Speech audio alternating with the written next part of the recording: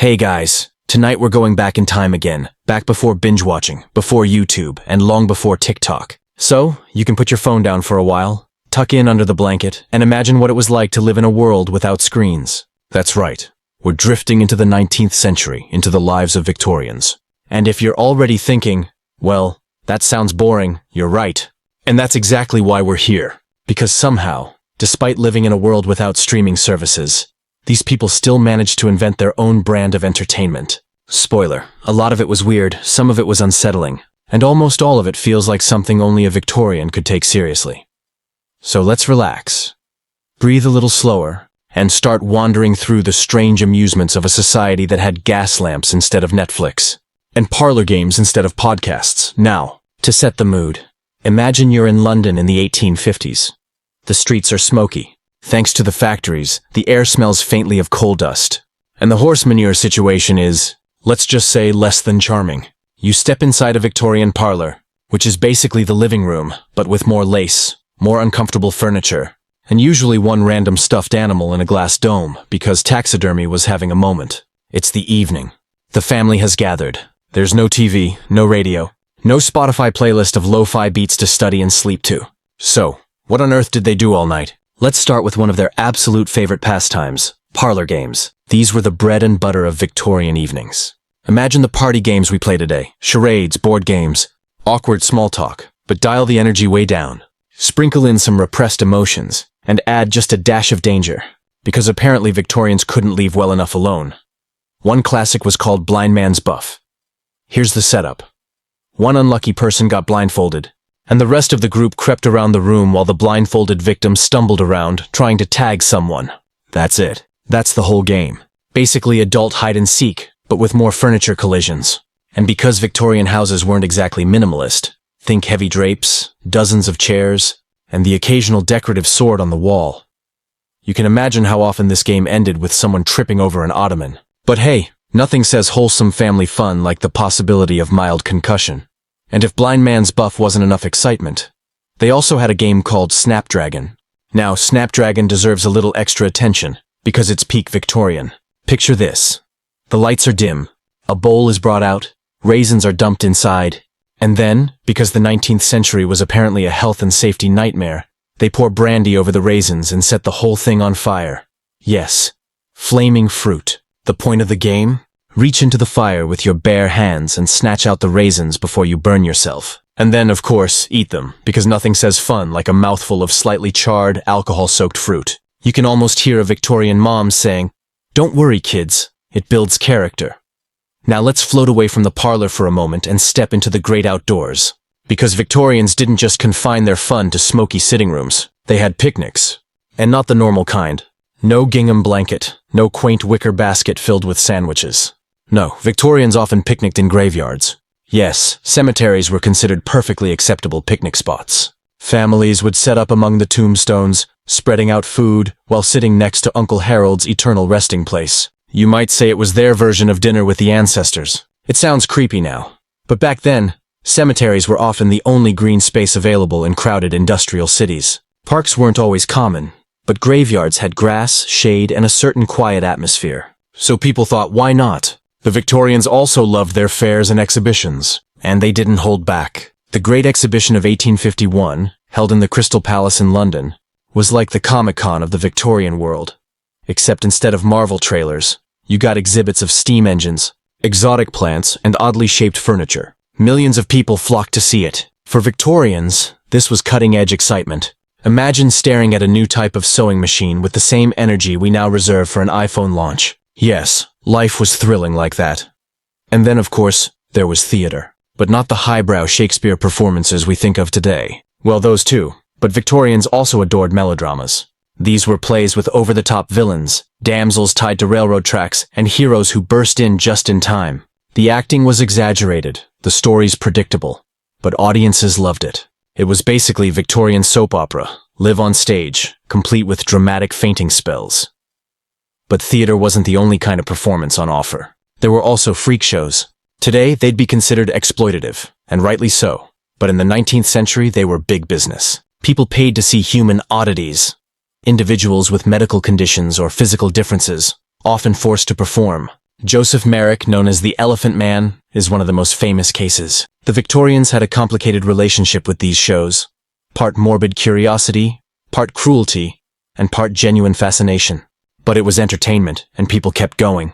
And if that wasn't enough, the Victorians loved a good séance. Spiritualism was wildly popular, especially in the mid to late 1800s.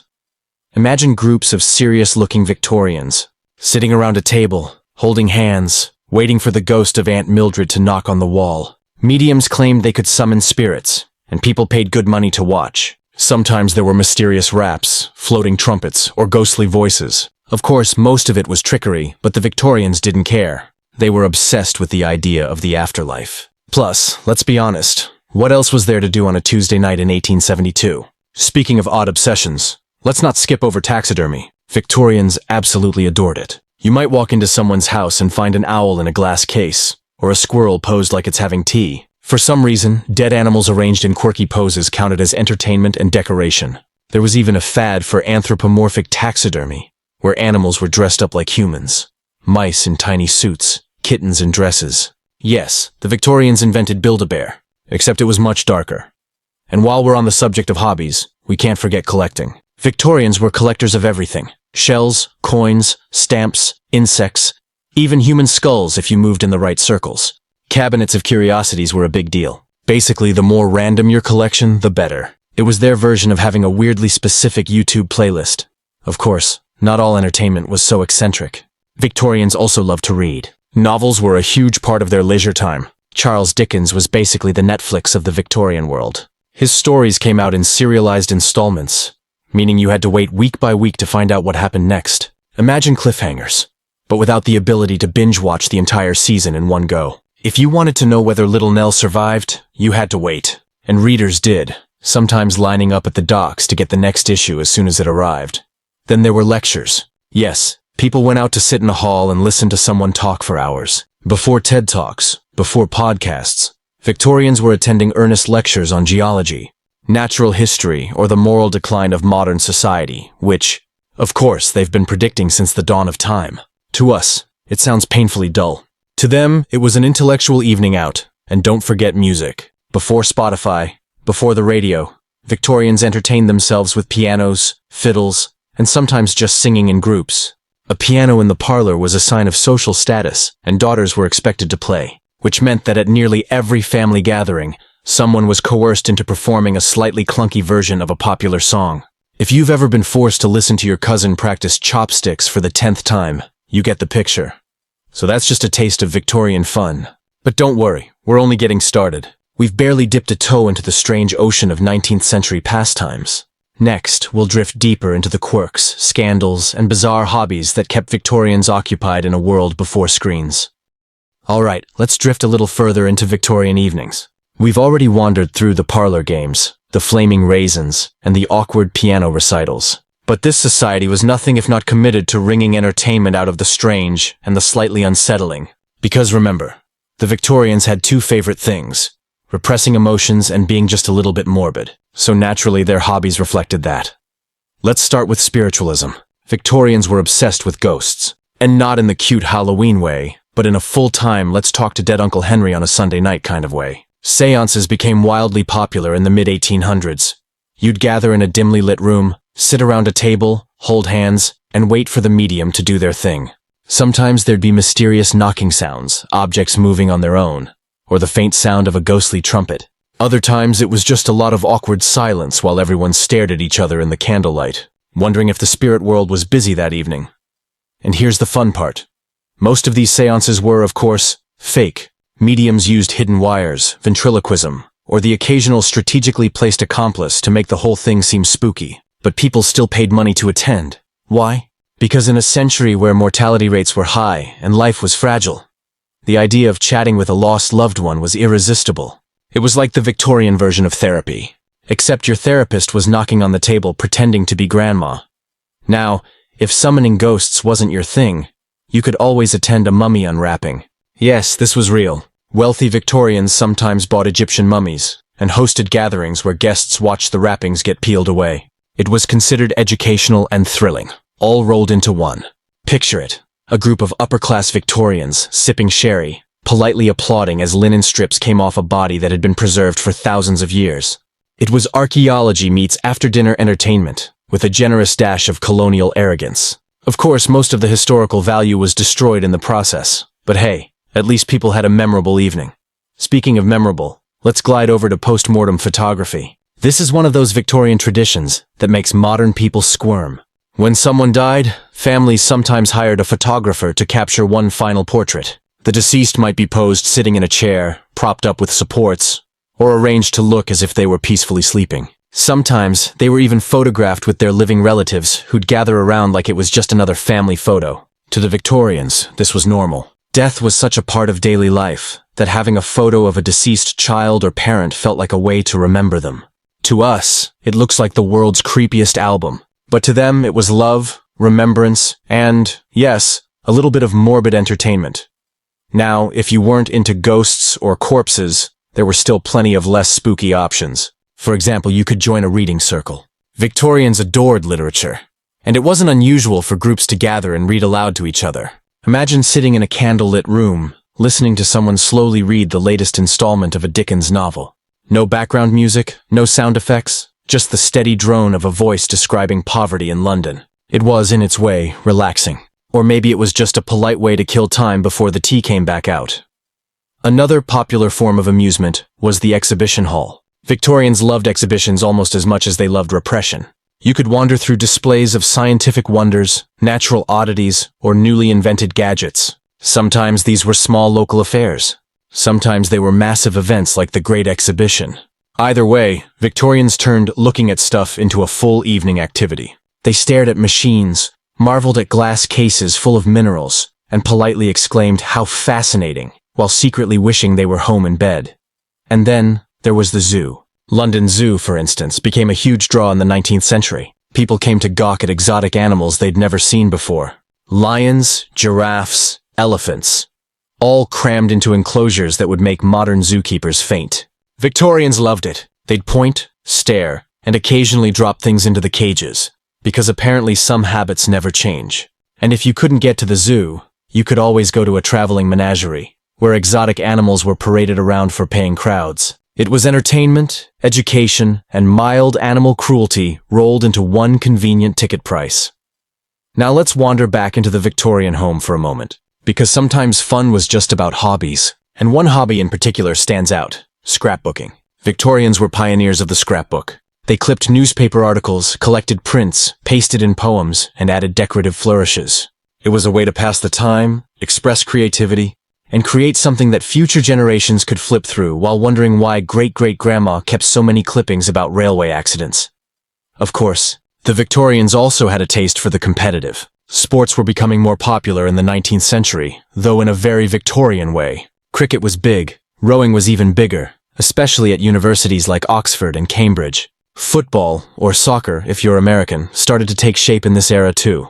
And let's not forget lawn tennis, which became fashionable in the later part of the century. These weren't just games. They were social events, opportunities to show off class, wealth, and sometimes questionable fashion choices. And if you weren't athletic, you could always go for a nice stroll. Victorians took walking seriously. A promenade wasn't just exercise. It was a chance to see and be seen. Parks, boulevards, seaside piers, all perfect for the slow, deliberate walk where the real sport was silently judging other people's outfits. But one of the most Victorian pastimes of all was moralizing. Yes, they loved to turn entertainment into a lesson. Moral lectures, religious meetings, even carefully curated exhibitions about the dangers of alcohol or the virtues of hard work. Imagine going out for the evening and ending up at a traveling temperance lecture. Fun, right? Well, for Victorians, this was entertainment. They loved the combination of self-improvement and self-righteousness. It's like going to a concert, except the main act is someone telling you to drink less gin. Now, I'd be remiss if I didn't mention food and drink, because Victorians also entertained themselves with banquets, dinners, and teas. And while that sounds perfectly normal, leave it to the Victorians to make it slightly odd. Banquets often featured dozens of courses, each more elaborate than the last. Picture jellied meats shaped like castles, decorative sugar sculptures, and puddings that could double as doorstops. Eating wasn't just nourishment. It was performance. Dinner parties were entertainment, gossip sessions, and sometimes displays of wealth so extravagant that you'd half expect someone to roll in a golden calf. And if you wanted to stretch your legs afterward, you could always visit a pleasure garden. These were public spaces with music, dancing, food, fireworks, and sometimes rather questionable behavior once the sun went down. The most famous was Vauxhall Gardens in London, where you could stroll under illuminated trees, listen to music, and pretend you weren't being scandalous. Pleasure gardens were a blend of elegance and chaos, family-friendly on the surface, slightly less wholesome once the lamps dimmed. So, to sum up this gentle ramble through Victorian amusements, they played dangerous games with fire, dined among tombstones, attended séances to talk to dead relatives, watched plays with mustache-twirling villains, clipped endless newspaper articles, and occasionally went for a nice walk to judge their neighbors. It was, in every sense, a society that managed to turn repression and morbidity into full-scale entertainment. And yet, there's something comforting in it. For all the weirdness, Victorians were just trying to fill the same need we all have. Something to do with our evenings. Whether it's scrolling endlessly on a phone, watching Netflix, or reaching into a flaming bowl of raisins, people everywhere just want a distraction. Alright, so we've already covered flaming raisins, ghostly dinner parties, and graveyard picnics. You'd think that would be enough weirdness for 1 century, but the Victorians were just warming up. If there's one thing this era was good at, it was finding increasingly creative ways to mix morbidity, sentimentality, and polite society. Tonight, let's float into some of the odder hobbies and social habits. Things that sound less like entertainment and more like eccentric dares that just got out of hand. Let's begin with hair jewelry. Yes, you heard that right. The Victorians loved to make jewelry out of human hair. It was considered sentimental, a keepsake of someone you loved. You could have a brooch with a lock of your sweetheart's hair woven into a delicate pattern, or a bracelet made entirely out of your deceased grandmother's curls. Sounds a little creepy to us, but for them, it was tender and meaningful. Hair didn't decay like other things, so it was seen as a perfect material to preserve memory. Families even commissioned elaborate works, like whole wreaths of hair shaped into flowers, which were displayed proudly in parlors. Imagine inviting guests over for tea and casually pointing out the hair wreath above the mantel. Oh yes, that's Aunt Martha, Uncle George, and little cousin Frederick, all together in one floral arrangement. Very cozy, very Victorian. Now, if jewelry made of hair wasn't quite your style, there was always mourning culture in general. Victorians turned grief into an art form. After someone died, family members might wear mourning clothes for months, sometimes even years. Black dresses, black veils, black armbands, entire wardrobes dedicated to sadness. But of course, mourning wasn't just about fashion. It was a social ritual. There were rules, strict ones. Widowhood, for example, came with phases. In deep mourning, you wore plain black without embellishments. Later, you graduated to half mourning, which allowed touches of gray or lilac, because apparently grief could be accessorized. And since Victorians loved to mix sadness with socializing, mourning became a kind of event. People visited cemeteries not only to grieve, but to stroll, chat, and yes, sometimes picnic. Mourning cards were exchanged like business cards, letting everyone know you were properly and fashionably bereaved. For us, grief is usually private. For them, it was practically a hobby. A very depressing one, but still, something to do on a Saturday. Now, let's glide away from funerals and drift into another odd corner. Clubs. Victorians adored clubs. Some were serious, like political or literary clubs, where members met to discuss the issues of the day while pretending not to be drunk. But others were delightfully absurd. There were clubs dedicated to eating, clubs dedicated to drinking, and even clubs dedicated to things like appreciating cats. One particularly famous example was the Beefsteak Club, which was exactly what it sounds like. A bunch of men getting together to eat steaks and congratulate themselves for doing so. There was also the Surly Club, where the whole point was to be as disagreeable as possible. You could show up, frown at everyone, and leave. That was the entertainment, which honestly sounds like the dream for a lot of introverts. Speaking of food and drink, we should talk about Victorian eating contests. Yes, competitive eating isn't just a modern invention. In the 19th century, people sometimes gathered to watch contests where men stuffed themselves with pies or other foods. Not quite on the level of today's hot dog records, but still, a reminder that gluttony can always double as spectacle. Meanwhile, on the drinking side of things, there were endless pubs, gin palaces, and social drinking clubs, because apparently, not even the most elaborate parlor game could compete with a pint. Another fascinating pastime was medical demonstrations. In a world where science was making rapid advances, people found the idea of watching surgeries oddly entertaining. Yes, you could actually buy tickets to observe operations in surgical theaters. Never mind the lack of anesthesia in the early days, or the fact that antiseptic practices were still in development. Crowds gathered to watch surgeons do their work as if it were a form of performance art. Imagine inviting your friends. What shall we do this evening? Cards, theater, or perhaps a nice amputation? And since Victorians had an unshakable taste for the unusual, let's not forget collecting oddities. Cabinets of curiosities weren't just for the wealthy elite. Middle-class Victorians also loved filling shelves with shells, fossils, insects pinned under glass, or anything vaguely exotic. There was even a craze for collecting seaweed. Yes, seaweed. People pressed it into albums, labeling the different types with the same reverence we might reserve for rare books. Today we might scroll endlessly through TikTok for stimulation. They stared at dried kelp. To each their own. Now, speaking of collections, one particularly morbid example was the obsession with death masks. Famous people, when they died, sometimes had plaster casts made of their faces. These were then displayed or collected, as if a 3D mold of someone's dead face was the ultimate souvenir. Writers, politicians, criminals, you name it. Owning a death mask was like having an autographed headshot, except considerably creepier. Let's take a quieter turn now and think about gardening. Not all Victorian fun was ghoulish. Gardening was a national obsession. The 19th century saw the rise of greenhouse technology, allowing exotic plants to be grown in Britain's chilly climate. The orchid craze, for example, had wealthy Victorians competing to outdo each other with rare and expensive specimens. It was called orchidolarium, and collectors went to absurd lengths to acquire rare blooms, often sending plant hunters across the globe. Imagine risking life and limb in South America to fetch a flower for some lord's greenhouse party. That's dedication, or maybe madness. But either way, it was entertainment. And since the Victorians loved spectacle, they also adored magic shows. Conjurers, illusionists, and magicians filled theaters with their tricks.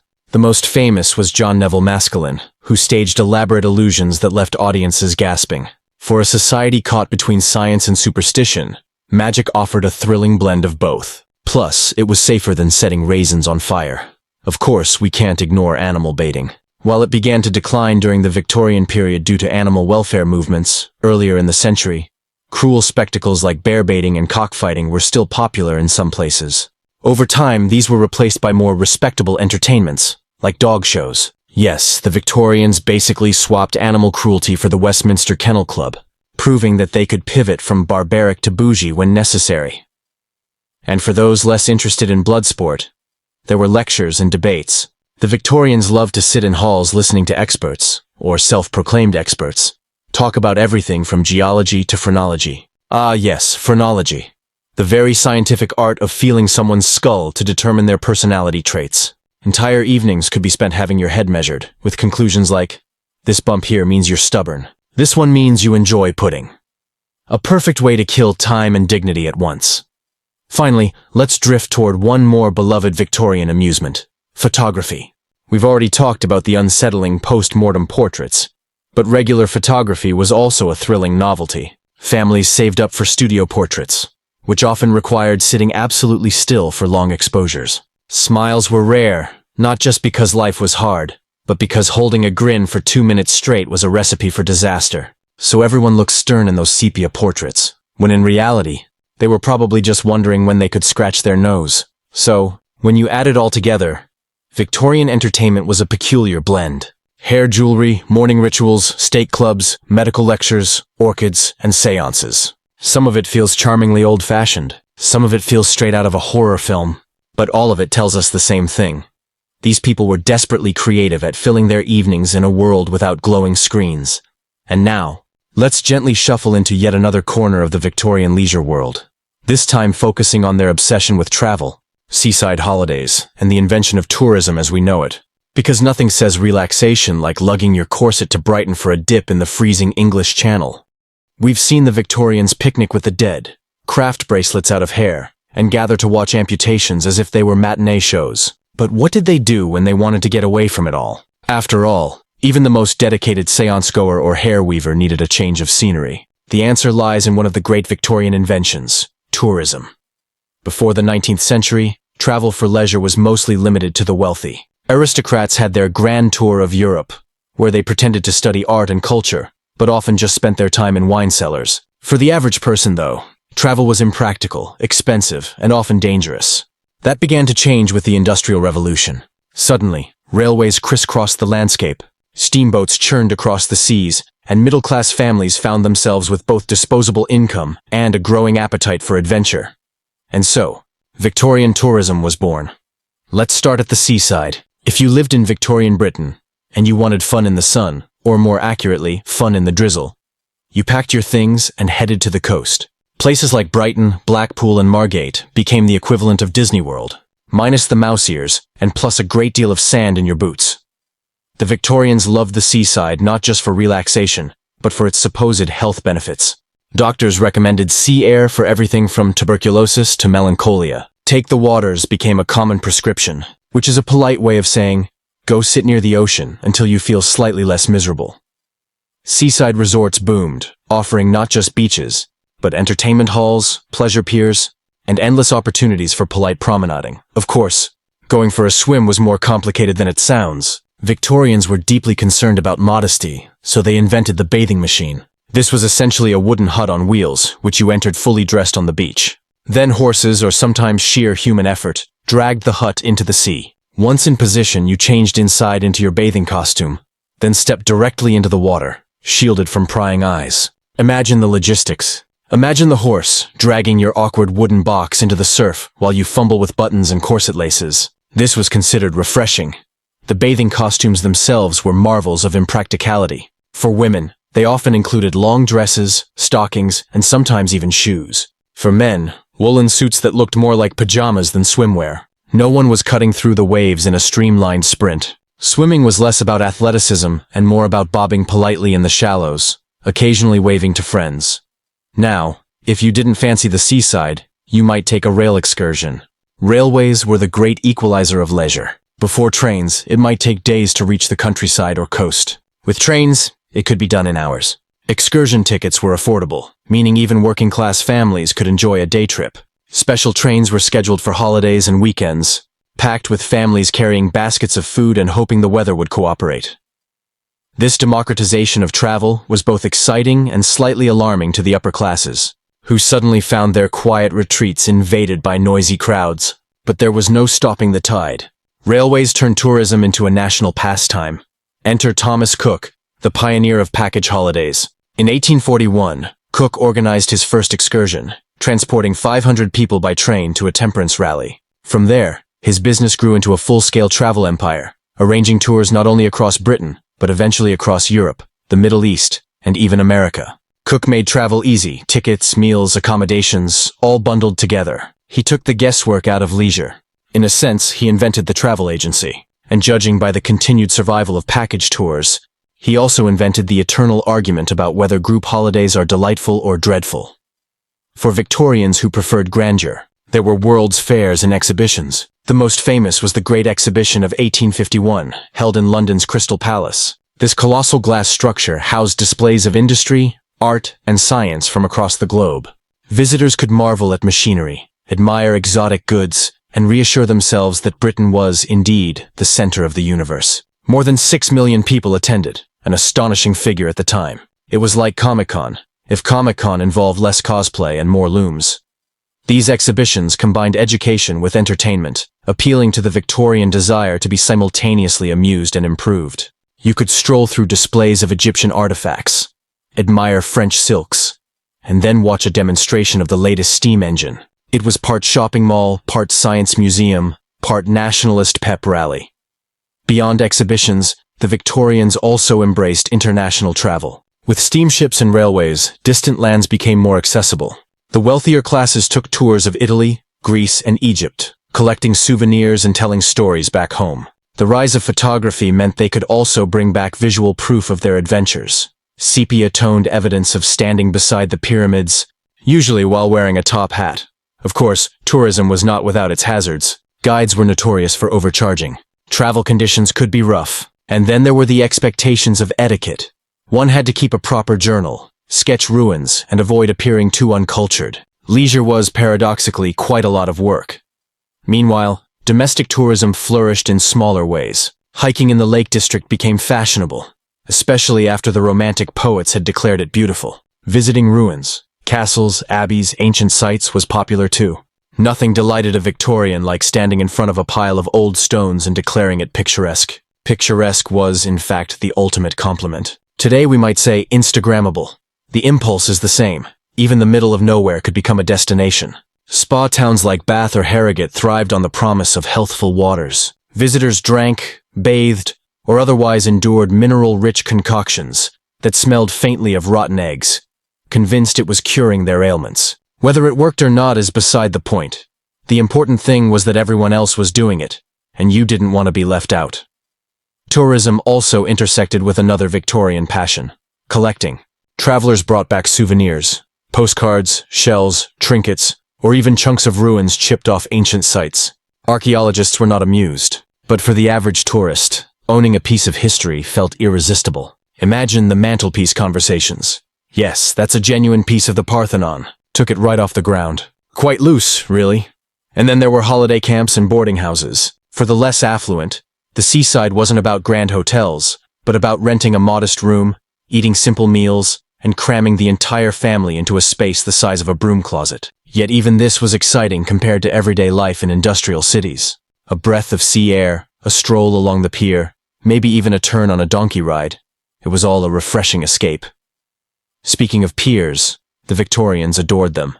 These long wooden walkways stretched into the sea, lined with stalls, amusements, and sometimes even theaters. A pier was like a miniature carnival over water. You could promenade, eat sweets, or simply gaze at the horizon and contemplate how damp you were. Many of these piers still exist today, relics of a time when strolling aimlessly was considered high entertainment.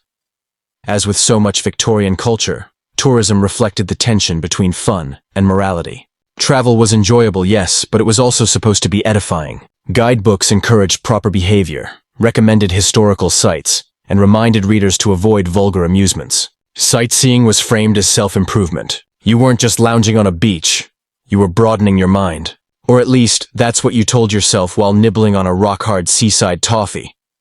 Of course, we shouldn't imagine that everyone enjoyed these escapes. Some Victorians found seaside resorts noisy and vulgar. Others dreaded the discomfort of long train rides. But overall, tourism became a defining feature of the age, shaping not only leisure but the economy. Entire towns grew rich on the influx of holidaymakers. The very idea of going on vacation shifted from luxury to expectation. So, to sum up, Victorian tourism gave us seaside holidays. Bathing machines, excursion trains, package tours, world's fairs, spa towns, piers, postcards, and the enduring belief that travel was both relaxing and slightly exhausting. They invented much of modern leisure, though with far more woolen bathing suits than we would tolerate today. And now, as our evening stroll through Victorian amusements continues, we'll step away from beaches and exhibitions and wander into the cozy world of home entertainment. Parlor games, shadow plays, storytelling, and the curious art of killing time without Netflix.